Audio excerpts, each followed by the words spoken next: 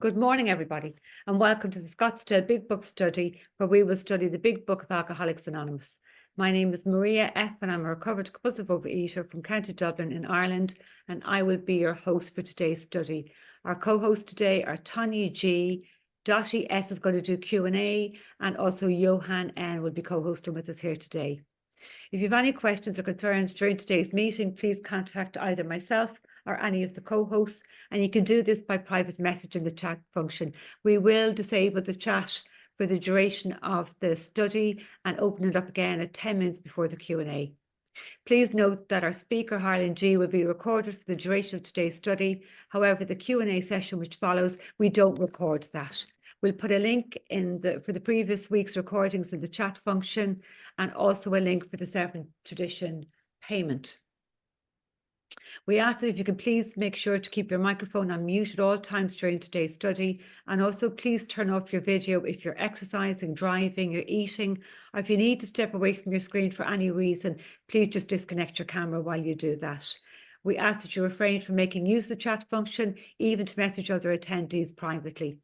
And now we are going to turn over the meeting to Harlan G. in Scottsdale, Arizona. Good morning, Harlan. Thank you, Maria. Thank you very much. It is an astounding day here in Arizona. It's going to be in the low 90s today, and there's not a cloud in sight, and the humidity is very low. I hope it's as stunning a day wherever you are, whatever you're doing, as it is here in Arizona today. So glad to be here. We have been talking about the chapter, There is a Solution. And without going a long way, I'm just going to touch base on this. There is a solution. What a gift to the world God gave, because for thousands and thousands of years, there was no solution. And people who misunderstood us would tell us things like, oh, you just need some willpower. Oh, just don't drink so much. Oh, just push yourself away from the table. Oh, just eat half, or whatever it is that they would tell us was coming from a place, well-intentioned as it was or is, but ignorant, not because they're bad people, not because they're not intelligent people, but they don't know. They don't understand what it is that we are. I know they don't understand what we do, but they also don't understand what we are. And what we are people who have an illness. And this chapter does say it's an illness, and it's an illness of this sort. It's an illness of the mind and an illness of the body. And that we are compelled to eat the way we eat against our will because of the intense pain that is suffered by us from not eating. Because when fear, anger, happiness, lust, jealousy, any of these emotions, glee, when any of these emotions build up, our brain is exceedingly uncomfortable with the reality that it perceives around us. And what you cannot convince anyone of who doesn't suffer from this disease is that an Almond Joy bar will instantly and effectively change my perception of reality. It changes my perception of reality so effectively. And I use that word effectively deliberately, because this effect of that sense of ease and comfort that comes instantly from eating that food is what we will chase to the gates of hell and death and elimination from life and isolation. We will chase that effect all of our lives unless we have a spiritual awakening as the result of the steps. And we also have something else. See, if all that was the problem was this perception of reality that I could change instantly by eating M&Ms with peanuts, of course. I don't know who buys those other M&Ms. Obviously, these are not Jewish people. The M&M, if I'm going to spend my nickel, I want the damn peanut in there. I don't want plain. I want peanut. Okay. Call me crazy. I want the peanut in there. Okay. Now, Bottom line is, if all that was wrong with me was that I had this perception of reality that made me very uncomfortable, I could take like a Batman utility belt or a fanny pack or maybe like a little change purse, and I could keep M&Ms in there because they melt in your mouth, not in your hand.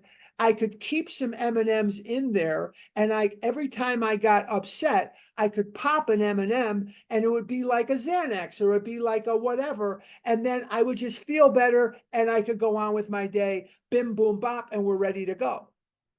But that's only half the problem.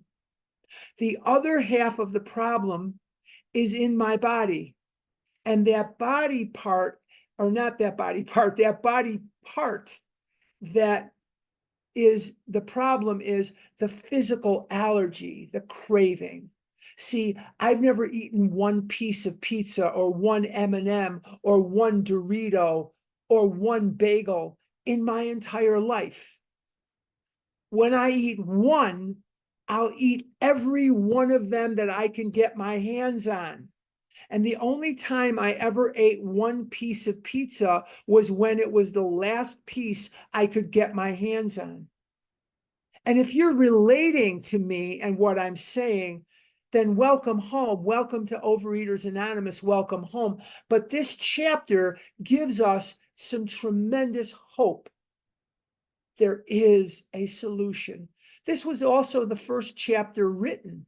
Now, I want to point out something before I forget. Today is April 13th, and if you were listening on the 10th of April, which is 3 days ago, I think every one of us on this line right now, and there's over 100 of us, we need to bow our heads in thanks. Because on April the 10th, 1935, April the 10th, 1939, 85 years ago, the big book of Alcoholics Anonymous came off the presses. For 85 years, there has been light and warmth in the freezing cold cave of addiction. And that this book, Alcoholics Anonymous, when it first came off the presses on April the 10th, 1935, was the very first time in human recorded history where there was a book by alcoholics for alcoholics that gave a codified, specific method of going from addiction to recovery. So to celebrate that there is a solution is to also celebrate the multitude of miracles that God brought upon the earth. I don't want to sound biblical, but I don't have any other way of describing it. See, it wasn't a miracle that we have this book. It was the culmination of many, many miracles going back to Dr. Jung and Roland and Sieber Graves Jr. and Sieber Graves Sr. and Ebby and Hank and Lois and Bill and Silkworth. There's lots of people, lots of miracles that went into the formation of this very, very special event in the world. And that this book, unchanged, will live 20,000 generations into the future to save the lives of our unborn great, great, great, great, whatever, grandchildren in the future.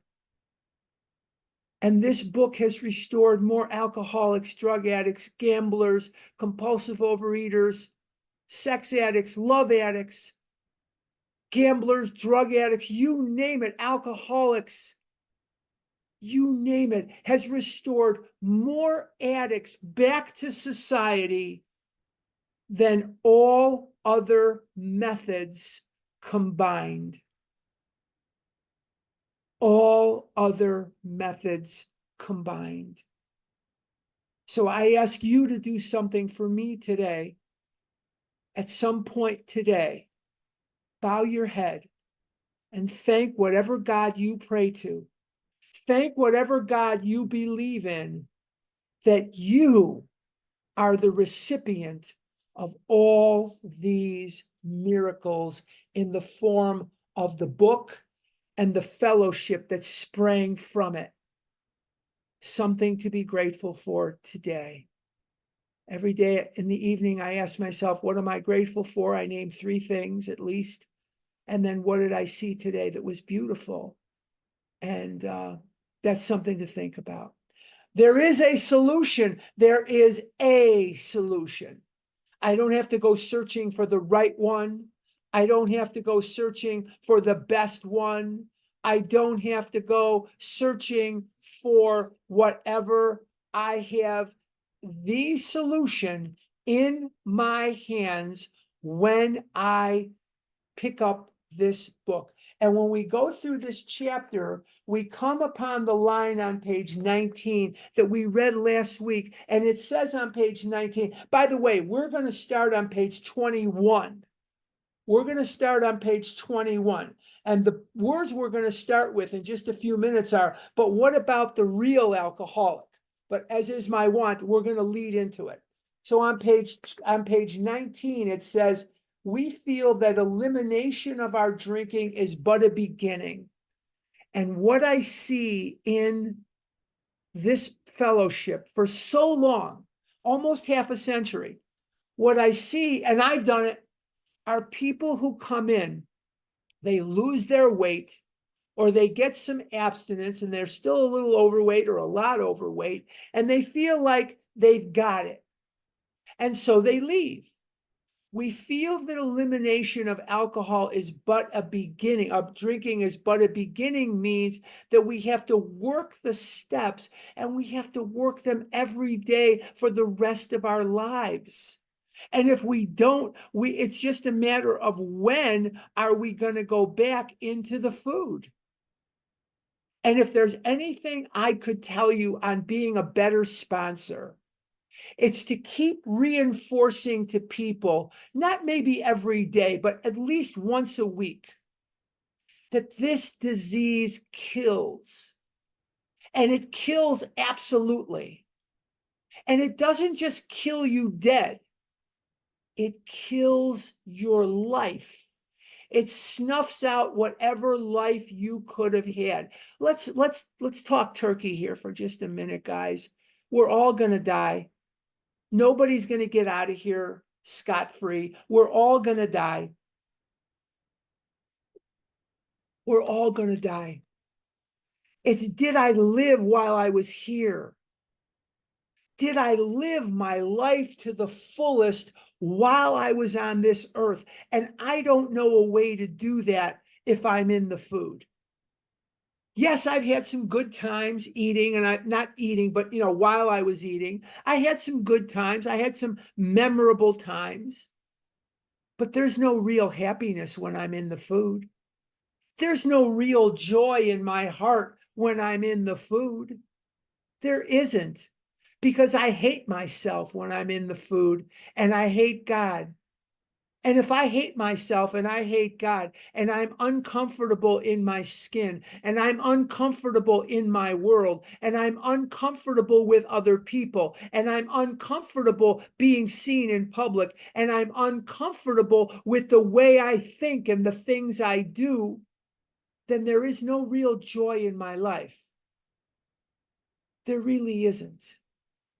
And as a sponsor, I feel it's very important to remind sponsees that the elimination of our drinking is but a beginning, that a much more important demonstration of these principles. What are the principles? The principles are the steps lies before us in our respective homes, occupations, and affairs, that I must practice these steps in everything that I do.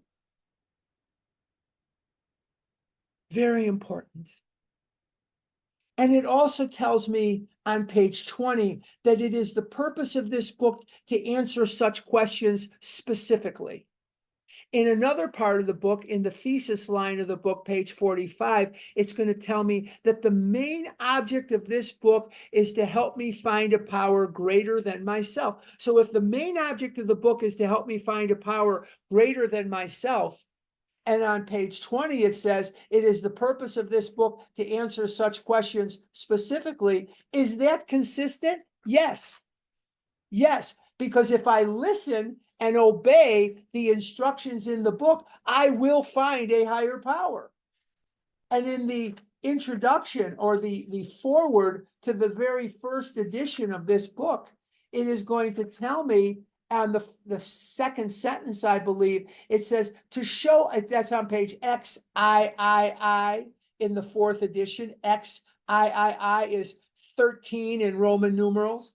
It says to show other alcoholics precisely how we have recovered is the main purpose of this book. Is that consistent? Yes. Notice it doesn't say to tell other alcoholics how we have recovered is the main purpose of this book. It is to show, to demonstrate rather than tell. And once again, the miracle of Dr. Howard in Montclair, New Jersey. In Montclair, New Jersey, was a psychiatrist named Dr. Howard. And he went to Bill after seeing a mimeographed copy of the book. He went to Bill and said, you need to make changes and you need to change passages of this book from the imperative to the declarative. What is an imperative? What is a declarative? The imperative is you do this and you do that. You say this and you say that. And Bill was convinced by Dr. Howard that alcoholics are not going to respond to that.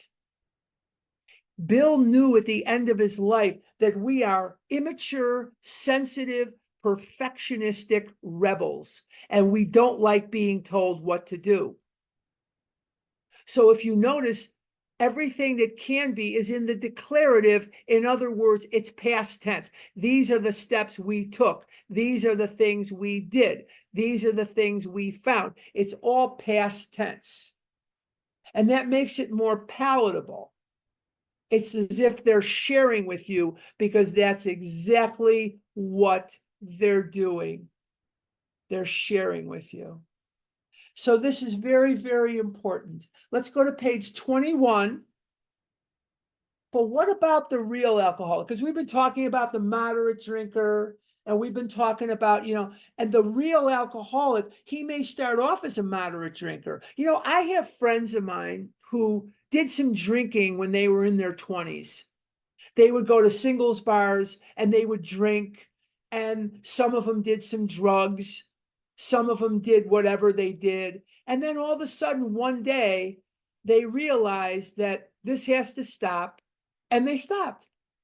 They just stopped. I couldn't do that. I realized when I was 4 that my eating, my consumption of candy, of chocolate, of corned beef, of pastrami, of salami, pizza, my consumption of these things was driving me and the people around me batty, crazy. And the doctors would scream at the top of their lungs at my parents. I didn't want to be eating these things. I couldn't help it. And when you tell people that, oh, you could help it if you had willpower. I didn't have any willpower then, and I have no willpower now. Because there was a fire going on inside of me that had to be put out. And the only way to put that fire out was with food, certain foods. And I couldn't live with that fire burning inside me. And I threw caution to the wind and said, screw it. If I have to die, I'll die, but I can't live without this, and I can't live without that.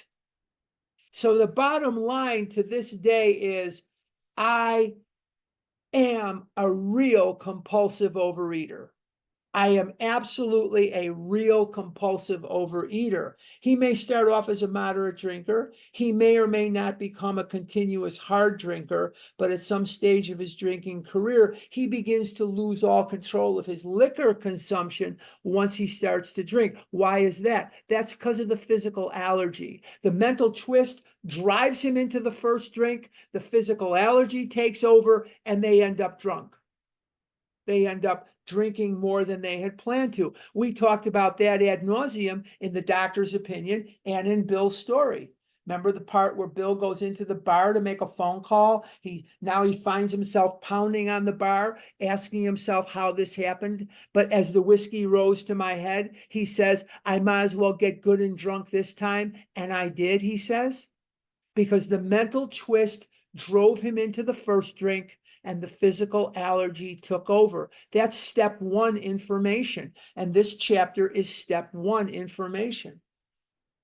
Now, here's the longest paragraph in the book. And when we do this paragraph for vision, we split it up. We split it in two. But we're going to try to tackle as much of this paragraph as we can. And if we finish, we finish. And if we don't, we don't. Page 21, middle of the page, longest paragraph in the book. Here's the fellow who has been puzzling you, especially in his lack of control. He does absurd, incredible, tragic things while drinking. He is a real Dr. Jekyll and Mr. Hyde. Let's stop right there for just a second. Dr. Jekyll and Mr. Hyde was a very scary kind of book. It's a scary kind of monster movie. And when I was a little boy, I grew up in Chicago. And on Saturday night, they had something in Chicago called Creature Features. It was on Channel 32. And they'd have a guy named Svengoolie who would host Creature Features. And you'd tune in on Saturday night and they'd have the Mummy and Frankenstein and Dracula. And they'd have all kinds of scary movies. Now, I'll let you in on a little secret. When I was a little kid, I was watching the Wizard of Oz. Those monkeys scared me to death. I couldn't sleep for days after those crazy monkeys. And I'm one of the only people I know. I don't want to watch the Wizard of Oz because I'm 69 years old. I'll be 70 in about 15 minutes. And you know what? I still don't like those monkeys. They still scare the crap out of me. And I don't like at least that part of it. And the witch's voice drives me crazy. But anyway, Robert Louis Stevenson had written lots of adventure books and books for children. And he comes up with this Dr. Jekyll and Mr. Hyde. Now, his wife found the manuscript. She burned it. She waited until he left the house and she burned it and said, Robert, how in the world have you written something so dreadfully ghastly? How in the world, where in your brain did you come up with something? Now, I'm going to tell you something. Robert Louis Stevenson's father was an alcoholic. And when he was sober, he was wonderful. But when he was drunk, he was a monster. Now, let's take a look at Dr. Jekyll and Mr. Hyde for just a minute. You don't have to go read the book, nor do you have to go watch Creature Features on Channel 32 in Chicago, which is now WFLD. It used to be something else back then. I can't think of what it was. But anyway, you don't have to. I'll tell you what the story is. It's the story of a man who drinks a potion and becomes a mean monster. And when Robert Louis Stevenson's father would drink liquor, he became abusive to his wife. He became abusive to his children. He became abusive to anyone in his environment.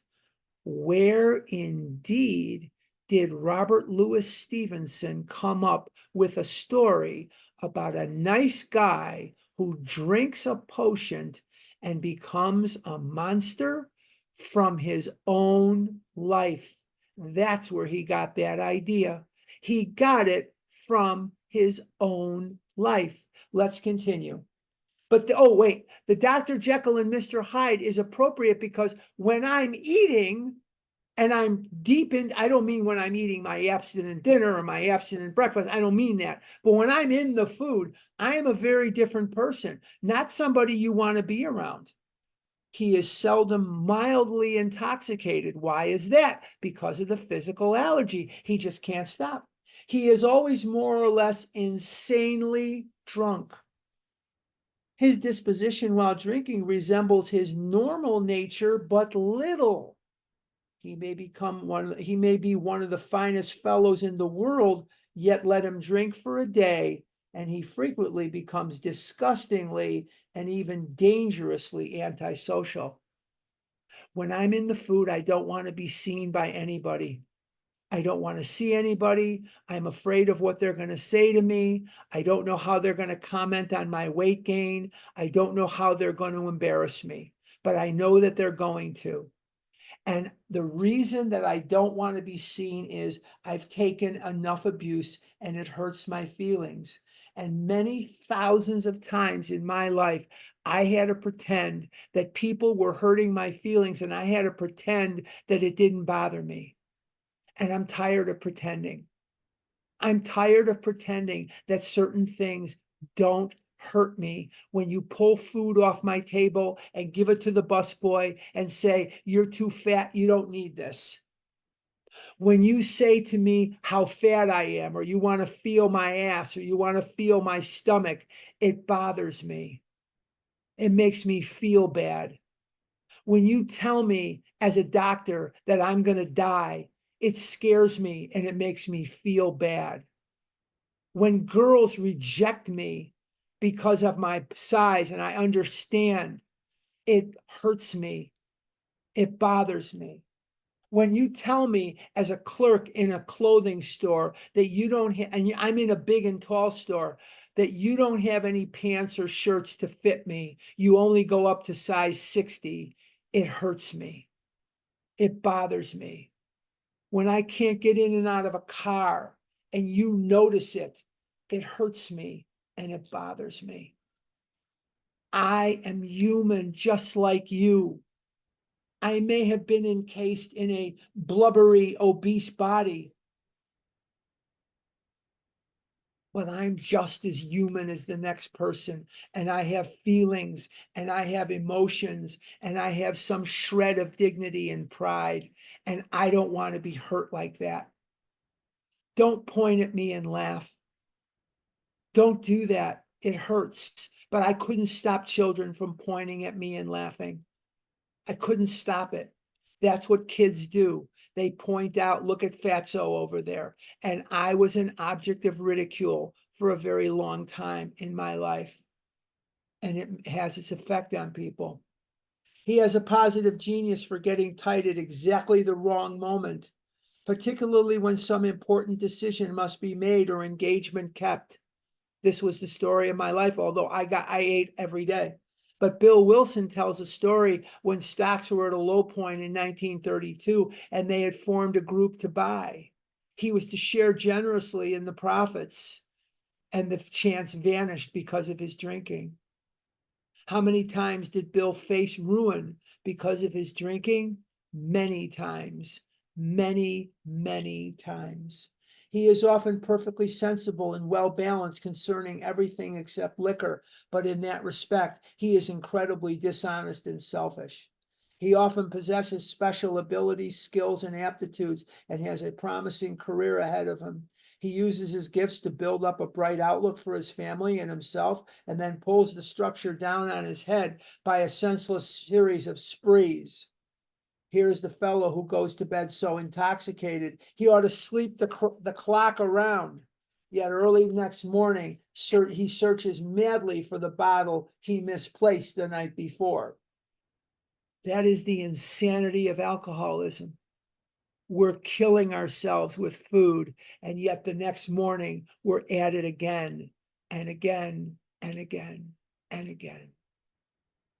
And no matter how much humiliation we suffer, no matter how much pain we suffer, no matter how much isolation we may suffer, we will seek out the very thing that caused our pain and eat it yet again. Is there a more intimate relationship in this world than you have with food? You see it and you make it a part of your body. You consume it into your body. What could be more intimate than that? You see this substance that you know is killing you, and you prepare it, you unwrap it, and it becomes a part of your body. Wow, that's intimacy for you. That's intimacy for you. If he can afford it, he may have liquor concealed all over the house to be certain no one gets his entire supply away from him to throw down the waste pipe. As matters grow worse, he begins to use a combination of high-powered sedative and liquor to quiet his nerves so he can go to work. Sedative and liquor. Wow, that guy is in Twinkle Land. That guy is in Twinkle Land. Wow. Then comes the day when he simply cannot make it and gets drunk all over again. Perhaps he goes to a doctor who gives him morphine or some sedative with which to taper off. Then he begins to appear at hospitals and sanitariums. This is the downside of alcoholism. You're appearing in hospitals and sanitariums, and you're taking sedative and liquor. You're circling the drain at this point. You are circling the drain. How nightmarish is it to watch somebody doing it? And I was watching myself do it. In my 20s, in my late teens, I was circling the drain. Wow, it's just so horrible. Another one of my classmates from high school died yesterday. And I didn't know him very well in high school, but I knew him in grammar school. And he was a nice guy. And it's just so sad when you see it, because I remember these people as children. So it's just a very sad state of affairs. And I just want to live. I want to live and I want to thrive. I don't have that much more time left. My sponsor hates it when I say that, but I don't. I'm going to be 70 years old here in just 15 minutes, or at the end of May. I just want to live. I want to live to the fullest. I want to enjoy every life. I want to enjoy, not every life, I want to enjoy every minute of every day. And I want to live my life to the fullest. Yogi Berra said, it ain't over till it's over. Well, I didn't start out very good, but I want to finish real strong. I want to finish real strong. And I want to give the world the best that I have. I want to give it a book, and I want to give it the podcasts, and I want to give it whatever I can give it. And in return, God always gives me back 1,000,000 times what I put in, 1,000,000 times what I put in. And on the last day of my life, when I meet God, I want him to say, I was a little worried about you at first, but you did a good job. And if he can say to me, job well done, then I will know that every piece of crap that I walked through was worth it. I hope that I will get that from God, that it was a job well done and that I did okay. But I want to live right up to the time I die. And I hope I can. I know I can. With God's help, I can. Middle of 22. This is by no means a comprehensive picture of the true alcoholic, as our behavior patterns vary, but this description should identify him roughly. Very important. Why does he behave like this if hundreds of experiences have shown him that one drink means another debacle with all its attendant suffering and humiliation? Why is it that he takes that one drink? Why can't he stay on the water wagon? What has become of the common sense and willpower that he still sometimes displays with respect to other matters? Bill Wilson teaches us on page 7 of the Big Book of Alcoholics Anonymous that Silkworth taught him that he had been selfish and foolish, but he had been ill bodily and mentally. That means the allergy and the twist of the mind. He had been ill bodily and mentally. Now, this is an illness. When it comes to things like this description of this, why can't he use the common sense and willpower that sometimes displays with respect to other matters? I'm reminded of one of my very, very best friends in the whole world, a man I love from the bottom of his feet to the top of his head. He was my best man at my wedding. I was his best man at his wedding. And he and I have been frenemies. The reason I say we're frenemies is he always roots against my sports teams. Whatever team I like, he'll root against that team. So I do the same to him. But he's very mean in that respect. But anyway, he's a brilliant boy, brilliant. And he was a partner and vice president of some of the largest accounting firms in the world. Very highly successful boy. He is brilliant. He passed the CPA exam the first time he took it at age 21. That's something that's extremely rare, to pass all 3 parts on the first try at such a young age. That is, most CPAs have to take that exam several times before they pass the whole thing. He passed it the first time. He's about 400 pounds. He can't get a handle on this at all. He has common sense. He has discipline and a long track record of success when it comes to other matters. And that's what's working against him, part of what's working against him with this. And we all have those things that we've done in our lives. You know, there's 142 of you here now. And I bet that if I got to know some of you, I'd be amazed at what you could accomplish, what you have accomplished, not could, but have. Some of you have PhDs. Some of you have more than one master's degree. Some of you have college degrees. Some of you have raised families, have engaged in professions, or you've been whatever you've been, and you've done a good job. But I know one thing you can't do. You can't stay out of the food now that you want to.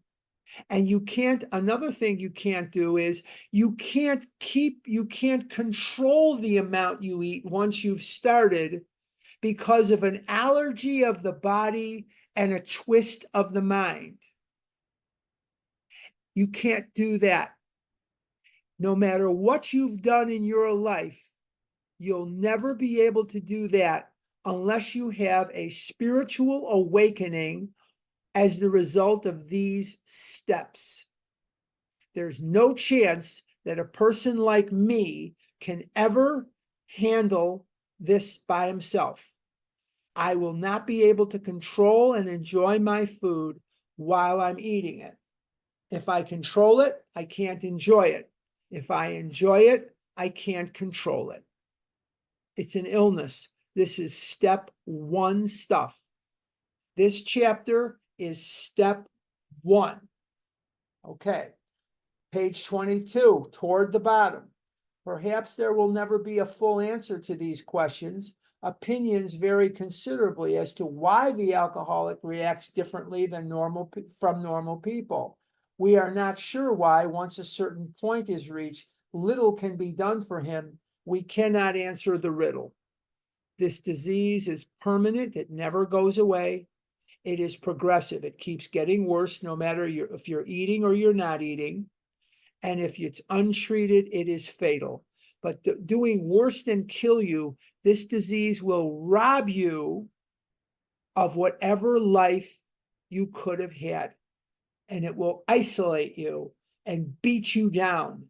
And once it has beat you down, it will set you on fire. And after it sets you on fire, every day it'll pour more gasoline on you to watch you burn. That's this disease. It is a merciless executioner. Bottom of 22, we know that while the alcoholic keeps away from drink, as he may do for months or years, he reacts much like other men. We are equally positive that once he takes any alcohol, whatever, into his system, something happens in both the bodily and mental sense, which makes it virtually impossible for him to stop. The experience of any alcoholic will abundantly confirm this.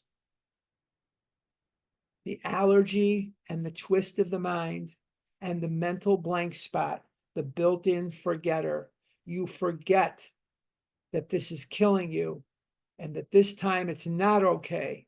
And you'll eat the food anyway in search of relief from the untenable pain of not eating. You will search for it and search for it to the gates of insanity or death. I'm at the top of 23.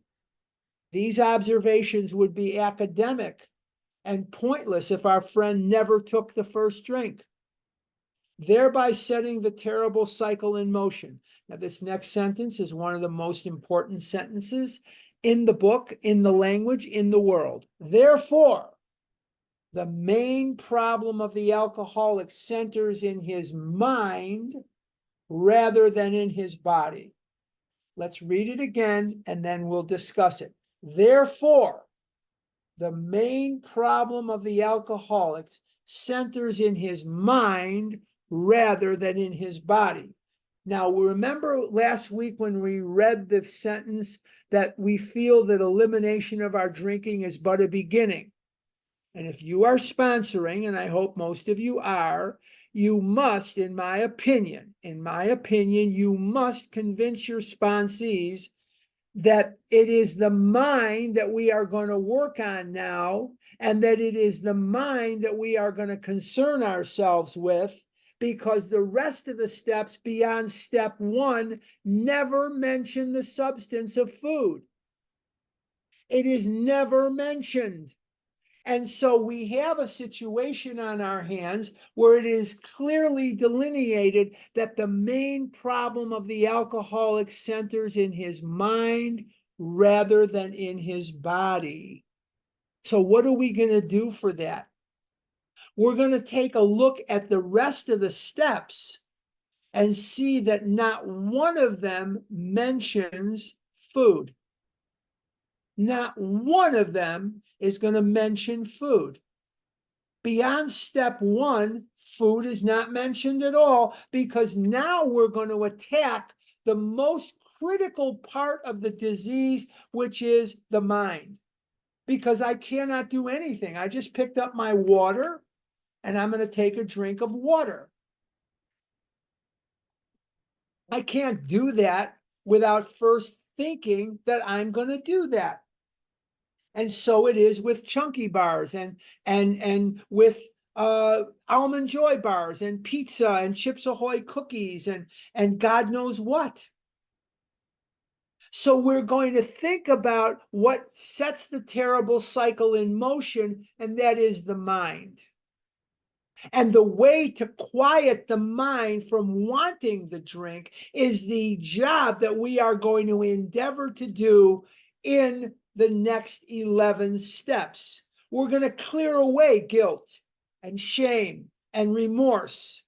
We're going to clear away regret, fear, anger, selfishness, the preoccupation we have of what people are thinking of us, and the preoccupation that we have of what's going on here, we're going to emancipate ourselves. We're not going to emancipate ourselves.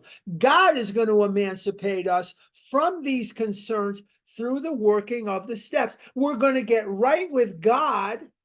We're going to get right with ourselves. and then right with our fellow human being. There's going to be a three-pronged process. We're going to get right with God, we're going to get right with ourselves, and then we're going to get right with our fellow human beings. And when I like myself, not in a narcissistic way, I know some of you are thinking, I'm pretty great. Yeah, but if you were thinking of it in a healthy way, you wouldn't be here. You'd be out eating normally. But when I like myself and I like God and I help my fellow human being and I pray and I meditate and I do my steps and I face the music on the things I've done wrong, the desire to eat is simply not there. We are not eliminating food. We are eliminating the desire for the relief from the pain. I'm going to say that 2 more times. We are not about to eliminate the food. We are going to eliminate the desire to change how we feel. And the food is just a symbol. It's just a symptom. I'm going to say it one more time. We are not about the elimination of the food, although you have to eliminate the foods, yes. We are about changing the way you feel so your mind does not see the need to eat that food because you already feel better and you don't need Chips Ahoy or pizza to make you feel better. You already feel better. If you are a sponsor, emphasize this. Emphasize this. It's very, very important that you teach your sponsees what we're doing and why we're doing it so that everything seems to click. And they have to do it whether they understand it or not. It's not about what they understand, it's about what they do. But you can at least try to clearly tell them that the main problem of the alcoholic centers in his mind rather than his body. And in the next 11 steps, we are never going to mention the consumption of excess food again, ever. Liquor, food, gambling, love addiction, sex addiction, drug addiction, internet addiction, smoking, whatever that may be, is relievable through the working of these steps. Because you will already feel better and your mind will not focus on the need for these things to make you feel better. Page 23. That sentence, by the way, before we leave it, should be highlighted in your book, on your mind, in your heart, and in your soul. Therefore, the main problem of the alcoholic centers in his mind rather than in his body. We're going to eliminate the desire to eat these foods by making us feel better already without them. Very key. If you ask him why he started on that last bender, the chances are he will offer you any one of 100 alibis. I didn't know why I was doing what I was doing. I had no idea. I made up lies to get people off my back, off my case. I didn't know why I was doing it, and I didn't give a damn why. I just knew that if I couldn't live without pizza, I didn't want to live. I didn't want to live. I didn't want to live without Chips Ahoy cookies. I didn't want to live on a Saturday night. I would have my threesome, me, Little Debbie, and Sarah Lee. Once in a while, we'd make an orgy out of it. We would invite Ben and Jerry's. Ben and Jerry. Every once in a while, but not all the time.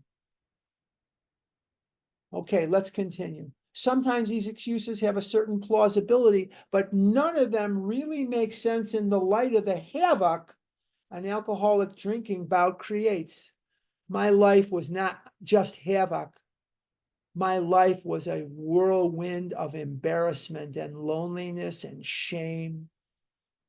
My life was a life of pain, physical pain, mental pain, loneliness, shame on what I had done to my friends, what I had done to myself. What kind of legacy was I going to leave my mother and father by dying in my 30s of extreme morbid obesity? How was I serving God?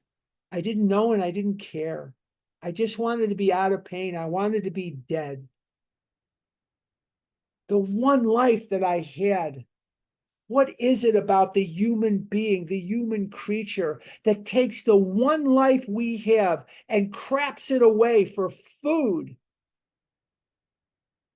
It doesn't make any sense, but we do it every day. It doesn't make any sense. This is not a dress rehearsal. This is it. This is it.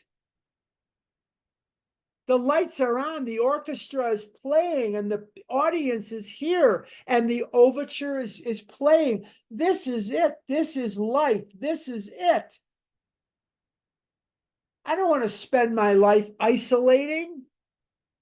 I love being a part of life. And there's so much lately that I've tasted of life that I never even knew what I was missing.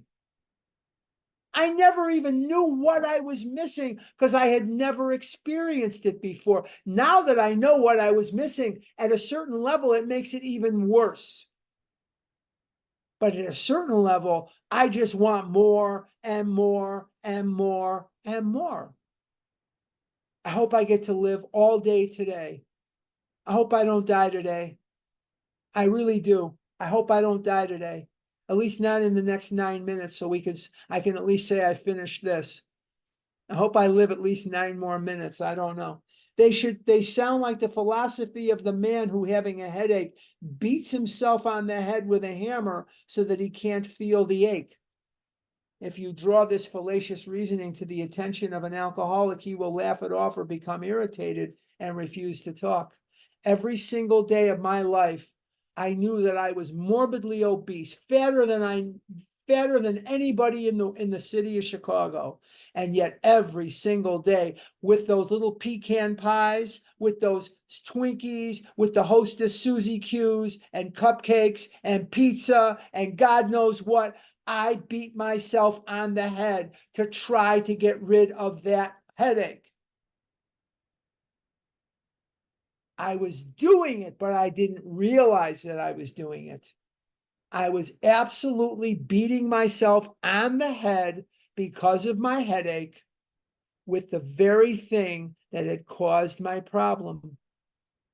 I ate railroad cars full of Chips Ahoy cookies to kill the pain of eating railroad cars full of Chips Ahoy cookies. Midway through 23, once in a while, he may tell the truth. And the truth, strange to say, is usually that he has no more idea why he took that first drink than you have.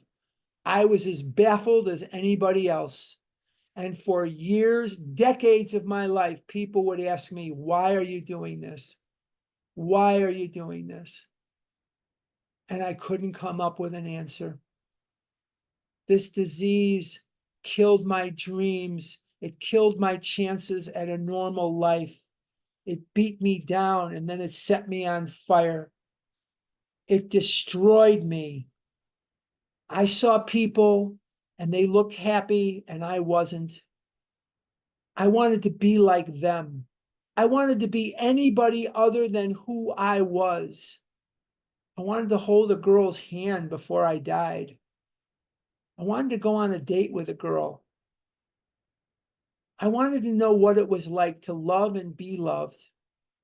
I wanted to know what it was like to look like a human being. I wanted to know what it was like to be part of the world. I don't know that I got there, but I feel more a part of it than I ever have. I don't know how others perceive me, but I do know that I perceive myself for the only time as a human being. I am part of life at last. And it is only by the grace of God and the fellowship of this program that I can wake up in the morning and not hate myself. It is only because of the grace of God and the fellowship of this program that I too can say, I am part of life at last. Some drinkers have excuses with which they are satisfied part of the time, but in their hearts, they really do not know why they do it. Once this malady has a real hold, they are a baffled lot. That describes me perfectly. There is the obsession that somehow, someday they will beat the game, but they often suspect they are down for the count. I thought I'd beat the game when maybe I reached a certain age. I thought I'd beat the game if I had money. I thought I'd beat the game if I had a girlfriend. I thought I'd beat the game, whatever. But I knew in my mind I just needed to die because I was never going to beat the game. I just never saw that I could beat the game. I never could see it. How true this is, page 23. How true this is, few realize in a vague way, their families and friends sense that these drinkers are abnormal, but everybody hopefully awaits the day when the sufferer will rouse himself from his lethargy and assert his power of will. A lot of my friends think I just got smart, now I'm not fat anymore. They don't understand, and it isn't for them to understand. The only one that has to understand is me. Bottom of 23. The tragic truth is that if the man be a real alcoholic, the happy day may not arrive. He has lost control at a certain point in the drinking of every alcoholic. He passes into a state where the most powerful desire to stop drinking is of absolutely no avail. The tragic situation has already arrived in practically every case long before it is suspected. I remember having tears in my eyes. I remember crying myself to sleep many times, many times, because I just couldn't live. And the older I got, the more life got away from me. And my friends were out dating and getting married, and they were living their lives. They were doing what it was. They weren't sitting there waiting for me. And I couldn't believe that they were off into their lives when I couldn't join them. Because when we were kids and we were walking someplace, I could always say, hey, wait up. And they would. Now they won't. They were falling in love, and they were starting businesses, and they were doing the things that people do in their lives, and they wouldn't wait up. They wouldn't wait up. And so I became even more defeated. Last paragraph of the day. It's in italics. The fact is that most alcoholics, for reasons yet obscure, have lost the power of choice in drink. I love it when people say food was my drug of choice. Wasn't my drug of choice, it was my drug of no choice. Whiskey is a drug of choice for me. I can choose to drink it or not. I don't care. Cocaine is a drug of choice for me. I don't choose to use it. Food? No, it chooses me. I don't choose it. Our so-called willpower becomes practically non-existent.